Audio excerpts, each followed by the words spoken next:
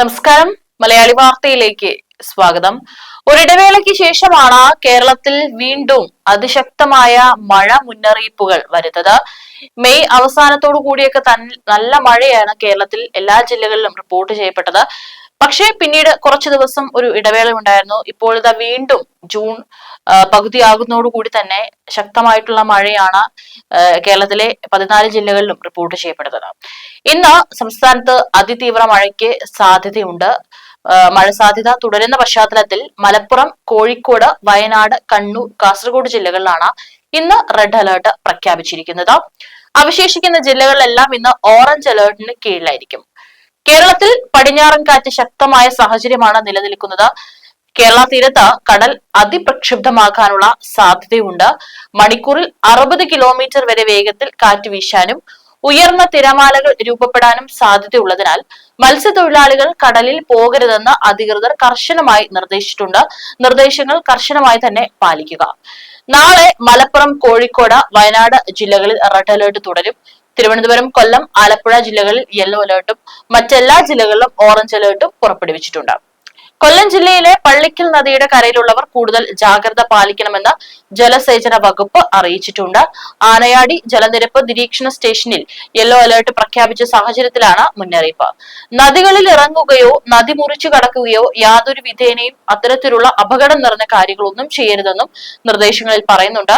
തീരദേശങ്ങളിലെയും താഴ്ന്ന പ്രദേശങ്ങളിലെയും പ്രദേശവാസികൾ ജാഗ്രതയും ആവശ്യമായ സമയം സുരക്ഷിത സ്ഥാനത്തേക്ക് മാറാനുള്ള തയ്യാറെടുപ്പുകളും കൈക്കൊള്ളണമെന്നാണ് ദുരന്ത നിവാരണ അതോറിറ്റി മുന്നറിയിപ്പ് നൽകിയിട്ടുള്ളത്. വടക്കൻ കർണാടകയ്ക്കും മറാത്തവാഡയ്ക്കും മുകളിലായി ചക്രവാത ചുഴിയും സ്ഥിതി ചെയ്യുന്നുണ്ട്.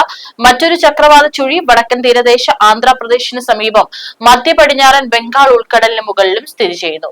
വടക്കൻ ഒഡീഷയ്ക്ക് മുകളിലും ചക്രവാത ചുഴിയുണ്ട്. അതിനാൽ കേരളത്തിന് മുകളിൽ പടിഞ്ഞാറൻ കാറ്റ് ശക്തമായി തുടരുന്നു. ഇതിന്റെ ഭാഗമായി കേരളത്തിൽ അടുത്ത 5 ദിവസം വ്യാപകമായ മഴയ്ക്ക് സാധ്യതയുണ്ട്. ജൂൺ 14 മുതൽ 17 വരെയുള്ള തീയതികളിൽ ഒറ്റപ്പെട്ട അതിതീവ്ര മഴയ്ക്കും ജൂൺ 14 മുതൽ 18 വരെ ഒറ്റപ്പെട്ട അതിശക്തമായ മഴയ്ക്കും സാധ്യതയെന്നാണ് കേന്ദ്ര കാലാവസ്ഥാ വകുപ്പ് അറിയിച്ചിട്ടുള്ളത്. ജൂൺ 14 മുതൽ 16 വരെ കേരളത്തിന് മുകളിൽ മണിക്കൂറിൽ പരമാവധി 50 മുതൽ 60 കിലോമീറ്റർ വരെ വേഗതയിൽ കാറ്റ് ശക്തമാകാനും സാധ്യതയുണ്ട്. കേരള, കർണാടക, ലക്ഷദ്വീപ് തീരങ്ങളിൽ 18/6/2025 വരെ മത്സ്യബന്ധനത്തിന് പോകാൻ പാടില്ലെന്നും കേന്ദ്ര കാലാവസ്ഥാ വകുപ്പ് അറിയിച്ചിട്ടുണ്ട്. 14/6/2025 മുതൽ 18/6/2025 വരെ കേരള, കർണാടക, ലക്ഷദ്വീപ് തീരങ്ങളിൽ മണിക്കൂറിൽ 40 മുതൽ 50 കിലോമീറ്റർ വരെയും ചില അവസരങ്ങളിൽ 60 കിലോമീറ്റർ വരെയും വേഗതയിലും ശക്തമായ കാറ്റിനും മോശം കാലാവസ്ഥയ്ക്കും സാധ്യതയുണ്ട്.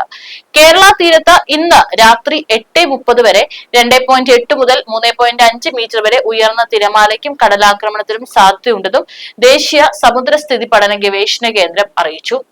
ഓറഞ്ച് അലേർട്ട് ഉള്ളത് തിരുവനന്തപുരം കാപ്പിൽ മുതൽ പൊഴിയൂർ വരെയാണ്. കൊല്ലത്ത് ആലപ്പാട് മുതൽ ഇടവ വരെ, ആലപ്പുഴയിൽ ചെല്ലാന മുതൽ അഴീക്കൽ ജെട്ടി വരെ, എറണാകുളത്ത് മുനമ്പം FH മുതൽ മറുവക്കടവ് വരെ, കണ്ണൂർ ആൻഡ് കാസർഗോഡ് കുഞ്ചത്തൂർ മുതൽ കോട്ടക്കുന്ന് വരെ, എറണാകുളത്ത് മുനമ്പം മുതൽ മറവക്കാട് വരെ, തൃശൂർ ആറ്റുപുറം മുതൽ കൊടുങ്ങല്ലൂർ വരെ, മലപ്പുറം കടലുണ്ടി നഗരം മുതൽ പാലപ്പെട്ടി വരെ, കാസർഗോഡ് കുഞ്ചത്തൂർ മുതൽ കോട്ടക്കുന്ന് വരെ, കണ്ണൂർ വളപ്പട്ടണം മുതൽ ന്യൂമാഹി വരെ, രാവിലെ 8:30 മുതൽ രാത്രി 8:30 വരെ, കോഴിക്കോട് ചോമ്പാല മുതൽ രാമനാട്ടുകര വരെ ഭാഗങ്ങളിലൊക്കെ തന്നെ കടലാക്രമണ സാധ്യതയുണ്ട്. മണിക്കൂറിൽ 50 കിലോമീറ്റർ വരെ വേഗതയിലും ശക്തമായ കാറ്റിനും സാധ്യതയുണ്ടെന്നും കേന്ദ്ര കാലാവസ്ഥാ വകുപ്പ് അറിയിച്ചു. 16, 17, 18 തീയതികളിൽ തിരുവനന്തപുരം, കൊല്ലം, ആലപ്പുഴ ജില്ലകളിലും യെല്ലോ അലേർട്ട് പ്രഖ്യാപിച്ചിട്ടുണ്ട്. ഒറ്റപ്പെട്ട ശക്തമായ മഴയുണ്ടാകുമെന്നാണ് പ്രവചനം. അതിതീവ്ര മഴ അപകടങ്ങൾ സൃഷ്ടിക്കും. കുറഞ്ഞ സമയം കൊണ്ട് വലിയ മഴയുണ്ടാകുന്ന പ്രവണതയാണ് പ്രതീക്ഷിക്കുന്നത്. അത് മലവെള്ളപ്പാച്ചിലിനും മിന്നൽ പ്രളയങ്ങളും സൃഷ്ടിച്ചേക്കാം. നഗരപ്രദേശങ്ങളിലും പൊതുവെ താഴ്ന്ന പ്രദേശങ്ങളിലും വെള്ളക്കെട്ട് രൂപപ്പെടാനും സാധ്യതയുണ്ട്. മഴ തുടരുന്ന സാഹചര്യം മണ്ണിടിച്ചിലും ഉരുൾപൊട്ടലും സൃഷ്ടിച്ചേക്കാം. പൊതുജനങ്ങളും സർക്കാർ സംവിധാനങ്ങളും അതീവ ജാഗ്രത പാലിക്കണമെന്നും Kerala state disaster management authority പറയുന്നു. പൊതുജനങ്ങൾക്കുള്ള പ്രത്യേക നിർദ്ദേശങ്ങൾ ഇപ്രകാരമാണ്. ശക്തമായ മഴ ലഭിച്ചുകൊണ്ടിരിക്കുന്ന മലയോര മേഖലയിൽ മണ്ണിടിച്ചിൽ, ഉരുൾപൊട്ടൽ, മലവെള്ളപ്പാച്ചിൽ സാധ്യതയുള്ള പ്രദേശങ്ങളിലുള്ളവർ സുരക്ഷിതമായ സ്ഥലത്തേക്ക് മാറി താമസിക്കേണ്ടതാണ്. പകൽ സമയത്ത് തന്നെ മാറി താമസിക്കാൻ ആളുകൾ തയ്യാറാവണം. സ്ഥിരമായി വെള്ളക്കെട്ട് രൂപപ്പെടാറുള്ള താഴ്ന്ന പ്രദേശങ്ങളിൽ താമസിക്കുന്നവർ സാഹചര്യം വിലയിരുത്തി തയ്യാറാക്കപ്പെടുന്ന ക്യാമ്പുകളിലേക്ക് മാറണം. ശക്തമായ കാറ്റിന് സാധ്യതയുള്ളതിനാൽ അടച്ചുറപ്പില്ലാത്ത വീടുകളിൽ താമസിക്കുന്നവരും മേൽക്കൂര ശക്തമല്ലാത്ത വീടുകളിൽ താമസിക്കുന്നവരും പ്രത്യേക ജാഗ്രത പാലിക്കേണ്ടതാണ്. അപകടാവസ്ഥ മുന്നിൽ കാണുന്നവർ അധികൃതരുമായി ബന്ധപ്പെട്ട് സുരക്ഷിതമായ സ്ഥലങ്ങളിലേക്ക് സുരക്ഷാ മുൻകരുതലിന്റെ ഭാഗമായി മാറി താമസിക്കണം. സ്വകാര്യ പൊതുയിടങ്ങളിൽ അപകടാവസ്ഥയിൽ നിൽക്കുന്ന മരങ്ങൾ, പോസ്റ്റുകൾ, ബോർഡുകൾ, മതിലുകൾ തുടങ്ങിയവ സുരക്ഷിതമാക്കേണ്ടതും മരങ്ങൾ കോതി ഒതുക്കുകയും ചെയ്യേണ്ടതാണ്. അപകടാവസ്ഥകൾ അധികൃതരുടെ ശ്രദ്ധയിൽപ്പെടുത്തേണ്ടതാണ്. ശക്തമായി മഴ പെയ്യുന്ന സാഹചര്യത്തിൽ ഒരു കാരണവശാലും നദികൾ മുറിച്ചു കടക്കാനോ നദികളിലോ മറ്റ് ജലാശയങ്ങളിലോ കുളിക്കാനോ മീൻ പിടിക്കാനോ മറ്റ് ആവശ്യങ്ങൾക്കോ ഇറങ്ങാൻ പാടുള്ളതല്ല. മഴ ശക്തമാകുന്ന അവസരങ്ങളിൽ അത്യാവശ്യമല്ലാത്ത യാത്രകൾ പരമാവധി ഒഴിവാക്കുക. വെള്ളച്ചാട്ടങ്ങൾ, ജലാശയങ്ങൾ, മലയോര മേഖലകൾ എന്നിവിടങ്ങളിലേക്കുള്ള വിനോദയാത്രകൾ മഴ മുന്നറിയിപ്പ് മാറുന്നതുവരെ ഒഴിവാക്കേണ്ടതാണ്. ജലാശയങ്ങളോട് ചേർന്ന റോഡുകളിലൂടെയുള്ള യാത്രകളിൽ പ്രത്യേക ജാഗ്രത പാലിക്കുക. അറ്റകുറ്റപ്പണികൾ നടക്കുന്ന റോഡുകളിലും ജാഗ്രത പാലിക്കുക. അതിശക്തമായ മഴയുണ്ടാകുന്ന സാഹചര്യത്തിൽ റോഡ് അപകടങ്ങൾ വർദ്ധിക്കാനുള്ള സാധ്യത മുന്നിൽ കാണണം. വിവിധ തീരങ്ങളിൽ കടലാക്രമണം ശക്തമാകാൻ സാധ്യതയുള്ളതിനാൽ അപകട മേഖലകളിൽ താമസിക്കുന്നവർ ജാഗ്രത പാലിക്കണം. ആവശ്യമായ ഘട്ടത്തിൽ മാറി താമസിക്കണം. മത്സ്യബന്ധന ഉപാധികൾ സുരക്ഷിതമാക്കി വെക്കണം. റെഡ്, ഓറഞ്ച് അലർട്ട് പ്രഖ്യാപിച്ച ജില്ലകളിലും ശക്തമായ മഴ തുടരുന്ന സാഹചര്യത്തിൽ മുൻകൂറായി ദുരിതാശ്വാസ ക്യാമ്പുകൾ സജ്ജീകരിക്കേണ്ടതാണ്.